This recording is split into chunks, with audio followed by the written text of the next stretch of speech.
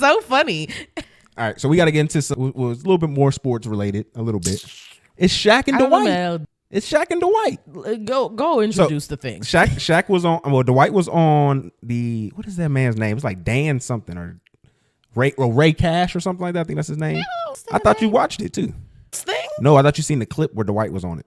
Oh no, I don't get clips of sports niggas. Ray Daniels, that's who he's with. Saying words. He was on the Ray Daniels podcast, and so he was talking about a lot of different things. He talked a little bit about his baby mama, Royce.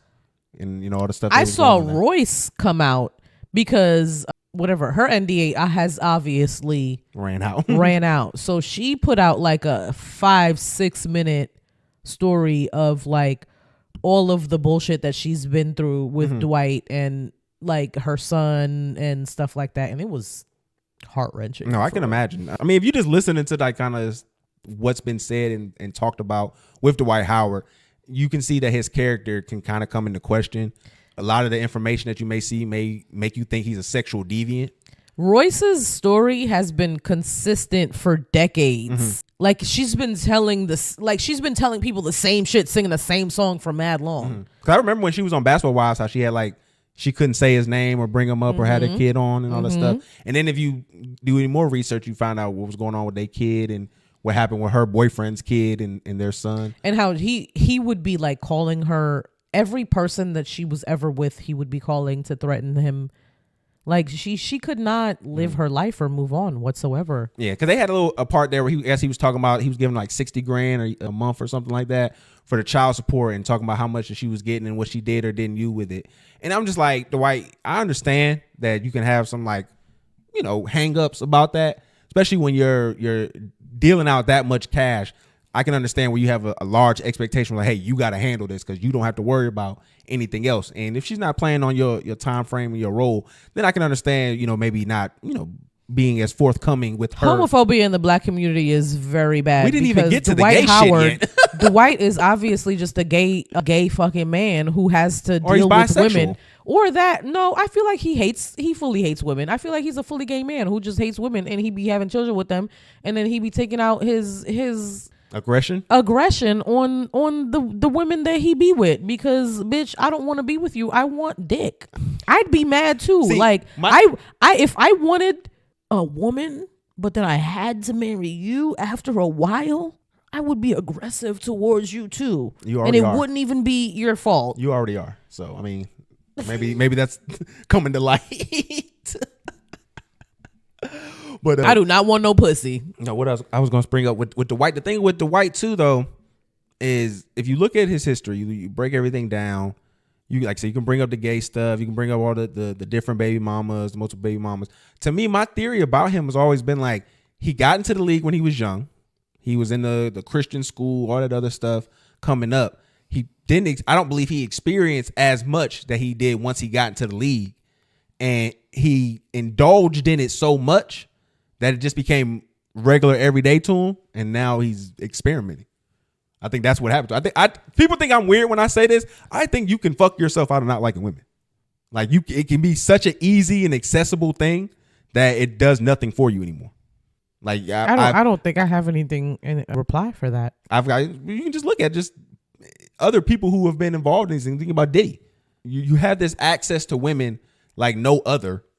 To the point where now you want men? No, it's just to the point where it's nothing now. Like to go out, pick up some girls, have sex with them, it's nothing because you who you are, and what happens is going to happen.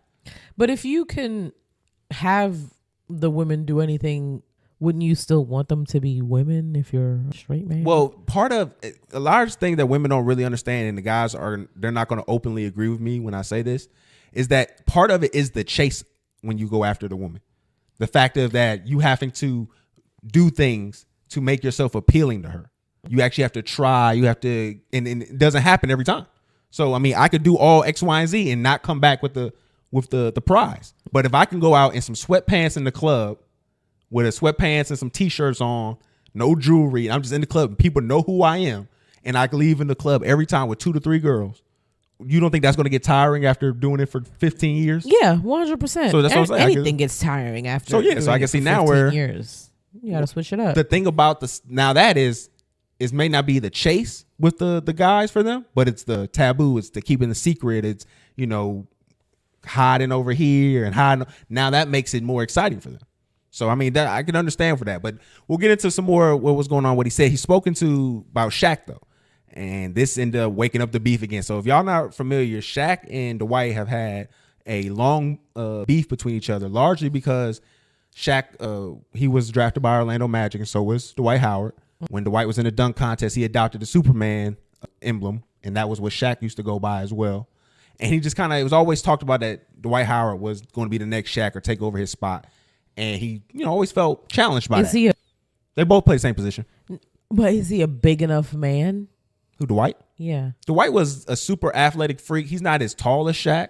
Yeah, I feel like for you to be a Shaq replacement, you have to be a big man. Like you have to be a freakishly big man. Dwight is huge, especially when he was coming up. Just like on par or bigger than Shaq. Yeah, Shaq. If you look at Shaq when he first came into the league, Dwight looked like that his entire career for the most part. Okay, because Shaq was superior because he was just a dominant force. Physically, like there was nothing you could do about him, right?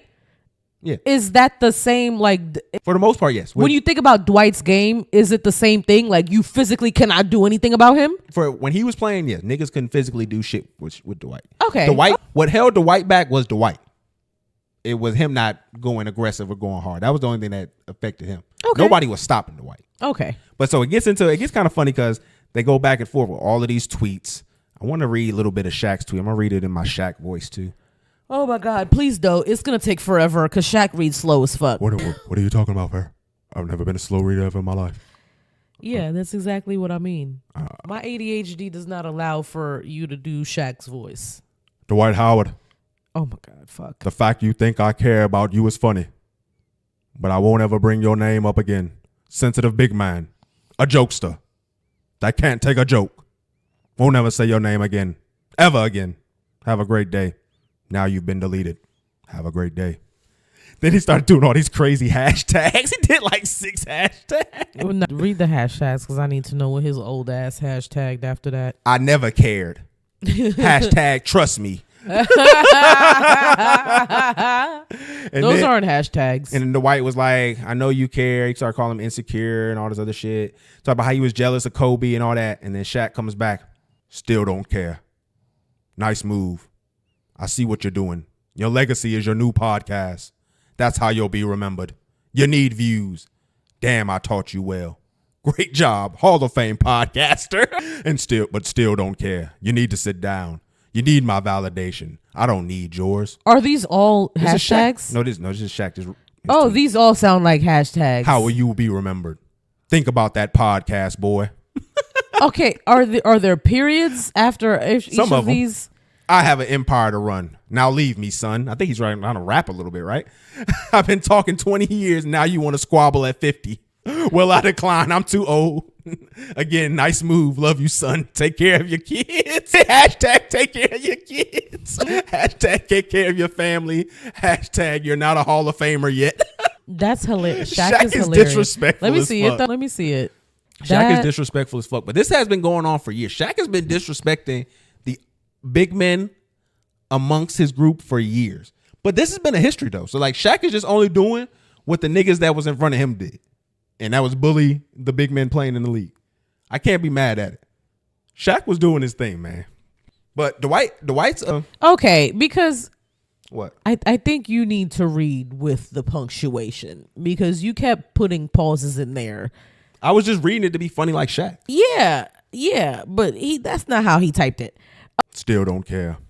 That's how, if he was writing, he would have said still don't care. Or period. No, nice move. No. Still don't care. Nice move. Like, no, that's not. Still don't care. No. That's how he would have did it. You never listen to Shaq, nigga. You don't know.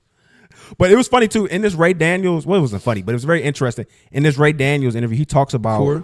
When you're in the NBA, it's a lot of things that you want to say, that you could say, but you know if you say it, there's gonna be repercussions. You could get in a lot of trouble. For example, a couple years ago when I played for the Houston Rockets, I tweeted "Free Palestine," and I dang near got kicked out the league for it. And I'm like trying to figure out why. You know what I'm saying? I didn't, obviously, before that, the conversation happened. So he goes into saying why that happened. He used to have meetups with people, with fans and stuff, and one of the fans asked him to say that. And, you know, that always stuck out to me because I thought that was the dopest shit he had ever did in his career, was when he had tweeted that. And it was like unprovoked or whatever. Like it kind of just came out of nowhere and he just said it. And then just seeing him delete it, I knew why he deleted it. You know what I'm saying? But that was like my first time ever seeing a celebrity like do some type of quote unquote resistance. And then like immediately, especially on the internet, immediately like, nah, you got to pull that. You can't do that. That can't be seen anymore.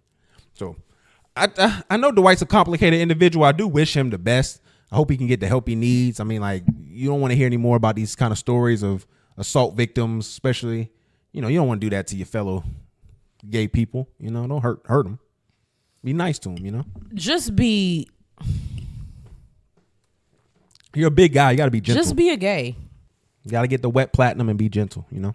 Just be gay. Like, it's okay.